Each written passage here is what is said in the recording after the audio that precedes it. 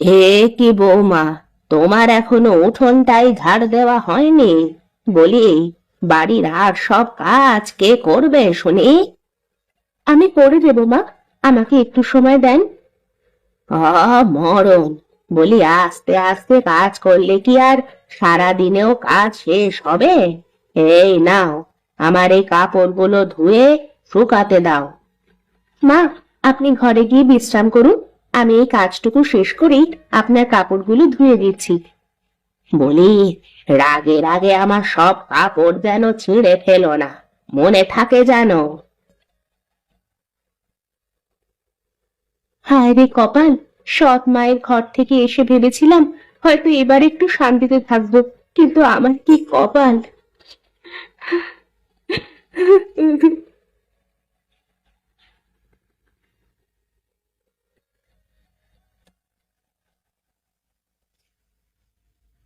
এ কি মা, আপনি রান্নাঘরে কেন? কিছুর কি দরকার আপনার? আমাকে বলতেন, আমি দিয়ে আসতাম। না না, কিছুর দরকার নেই, আসলাম দেখতে যে একা একা কি করতেছো। বেশ তো মা, তাহলে এখানে বসুন, আমরা দুজনে মিলে গল্প করি আর কাজ করি। ও মা, ও মা, ও মা, আমাকে রান্না করার কথা বলতে পারছো না, তাই বুঝি বসে গল্প করার কথা বলতেছো, তাই না? না মা, আমি এমন কিছুই বলিনি, আপনি আমাকে ভুল বুঝছেন। শোনো বৌমা, আমি যে তোমার সাথে এমন ব্যবহার করি, তা যদি তুমি কখনো আমার ছেলেকে বলো, তাহলে মনে রেখো সেদিনই কিন্তু তোমার এই জীবনের শেষ দিন। ঠিক আছে মা, আমি কখনো আপনার ছেলেকে এইসব বলবো না। আমি ঘরে গেলাম, তুমি আমার জন্য এক কাপ চা করে নিয়ে এসো। তুমি খাবার খেয়েছো তো? আমি তো সেই কখন খেয়েছি, শুধু তোমার জন্য বসেছিলাম যে কখন তুমি আসবে আর দুটো খাইয়ে দিয়ে আমি আবার কাজে বেরোবো। তোমার কি খুব কষ্ট হয়ে যায় বাড়ির সব কাজ করতে? আরে না, কষ্ট কেন হবে? আর তাছাড়া সৎ মায়ের ঘরের থেকে তো ভালোই আছি। তোমাকে না কত করে বলেছি ওসব কথা আর মুখে আনবে না। আবার কি হলো, কাঁদো কেন? কথায় আছে না, ঢেকি স্বর্গে গেলেও লাথি খায়, আমার জীবন আসলে তেমনই। ঠিক বুঝলাম না তোমার কথা, আমাকে একটু খুলে বলবে? না থাক, তোমার কিছুই বোঝা লাগবে না, আর একটু খাবার তুলে দেবো। না না, আর কিছু লাগবে না আমার, তার আগে তুমি কান্না বন্ধ করো।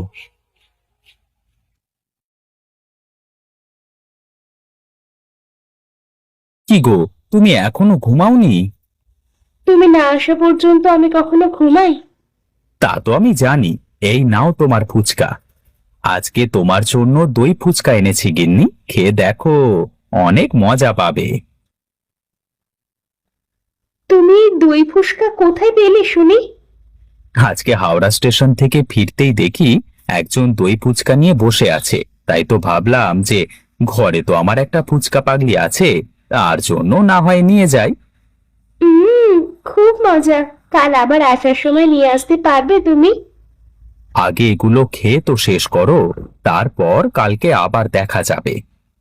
জানো তো, আমাকে তুমি দুই বেলা ভাত না দিলেও সমস্যা নেই, কিন্তু তুমি যদি ফুসকা এনে দাও আমার তাতেই চলবে। ফুচকা খেতে খেতে আবার ফুচকার মতো হয়ে যেও না, দেখো। ও নিয়ে তোমার চিন্তা করা লাগবে না, আমি সাবধান হয়েই খাই। ও সুজয় দাদা, আরে ও সুজয় দাদা, এই ঘুম কি ভাঙলো তোমার? কি রে, এত সকাল সকাল ডাকাডাকি শুরু করে দিলি কেন? বারে, তোমার তো দেখি কিছুই মনে নেই।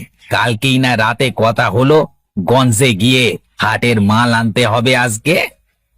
ও হ্যাঁ, আমার তো মনেই ছিল না। তুই দাঁড়া 1 মিনিট, আমি ঘরে যাব আর আসবো। আমি না আসলে তুমি তো বোধহয় নাকে তেল দিয়ে ঘুমাতে গো। আমার সত্যি মনে নেই যে আজকে আমাদের গঞ্জে গিয়ে মাল আনবার কথা। বৌদি বোধহয় রাতে বেশ ভালো খাবার খাইয়েছে, তাই তো সকালে উঠি সব ভুলে গেছো। ফাজিল কোথাকার একটা। চল চল, সামনে আবার শহরের রাস্তা সরু, অনেক গাড়ি ঘোড়া রাস্তায়, সাবধানে পার হতে হবে।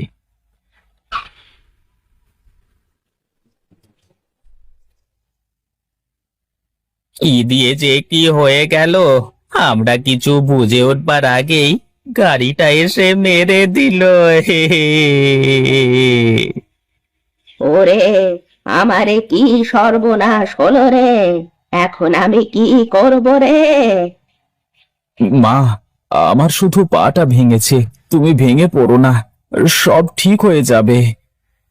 দাদা, দাদা আমি যাই তাহলে, মহাজনকে গিয়ে বলি তোমার কথা। এখন আমাদের কি হবে রে বাবা? আমাদের সংসার কি করে চলবে? আমরা যে এবার না খেয়ে মরবো। তুমি কোনো চিন্তা করো না মা, আমার যে জমিটা আছে ওটা বিক্রি করে আমার পা ভালো না হওয়া পর্যন্ত আমরা চলতে পারবো। তোর বাবার একমাত্র স্মৃতি ওই জমিটুকু বিক্রি করে দিবি বাবা? এছাড়া যে আমার সামনে আর কোনো রাস্তা নেই মা। আমি একটা কথা বলবো, যদি সম্মতি দেন। তুমি আবার কি বলবে? যা বলবার আমি তো বলছি। দেখ বাবা দেখ, তোর বউয়ের আচরণ দেখ, এই বিপদের সময়ও তার দেমাগ কমে না। মা বাদ দাও তো, আমাকে একটু একলা থাকতে দাও। তুমি তখন আমার সাথে অমন করে কথা বললে কেন? তোমাকে না কত করে বলেছি যে আমি যখন মায়ের সাথে কথা বলবো তুমি তখন কথা বলবে না। আমি কিন্তু একটা ভালো কথাই বলতে চেয়েছিলাম, কিন্তু তোমরা শুনলে না। কি এমন ভালো কথা বলো দেখি শুনি। তুমি তো রোজ আমাকে কত টাকার ফুচকা এনে খাওয়াও, আমি কিন্তু সব ফুচকা বানাতে শিখে গেছি। তাই ভাবছিলাম তুমি সুস্থ না হওয়া পর্যন্ত আমি একটা ফুচকার দোকান দিলে কেমন হয়? বাহ, এ তো খুবই ভালো কথা, কিন্তু তুমি বিক্রি করবে কি করে? তোমার তো ফুচকার ভ্যান নেই, কোনো দোকানও নেই। ও নিয়ে তোমার চিন্তা করতে হবে না, আমাদের বাড়ির সামনে যে ভাঙা গরুর গাড়িটা আছে ওটা দিয়েই না হয় চালিয়ে নেব। কিন্তু তার আগে তো তাহলে গাড়িটাও মেরামত করে নিতে হবে। ও নিয়ে তোমার চিন্তা করা লাগবে না দাদা, আমি বৌদিকে ওসব কাজ করে দেব। কিন্তু তোর ব্যাগের মধ্যে কি রে পরশ? হ্যাঁ, বৌদির সব ফুচকা বানানো জিনিস আমাকে ডেকে বলল বাজার থেকে এনে দিতে, তাই নিয়ে চলে আসলাম। বৌদি, আমি তাহলে গাড়ির কাজটা শুরু করি, আপনি বসে ফুচকা বানানোর কাজ শুরু করেন।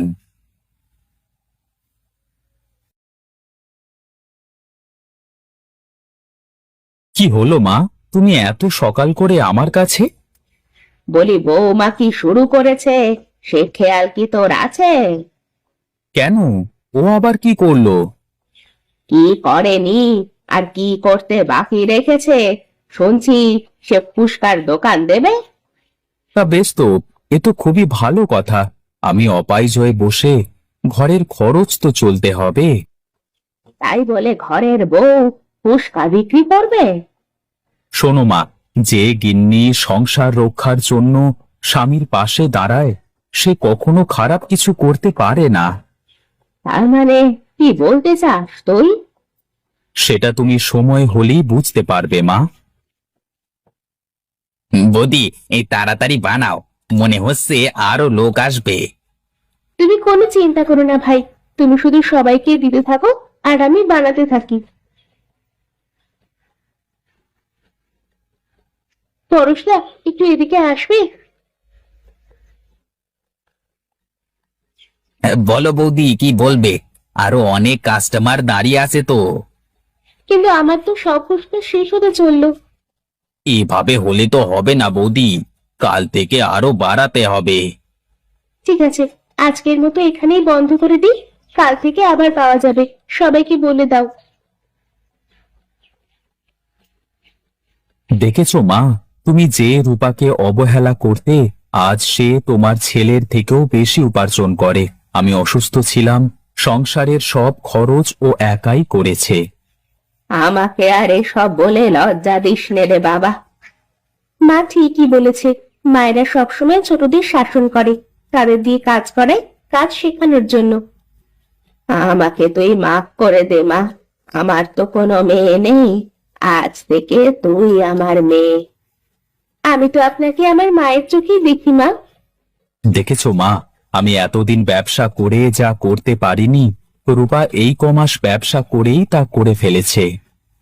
পরিশ্রম করলে তা কখনো বৃথা যায় না রে বাবা। আমি এখন একটা কথা বলতে চাই মা। বেশ তো, বলে ফেল রে মা।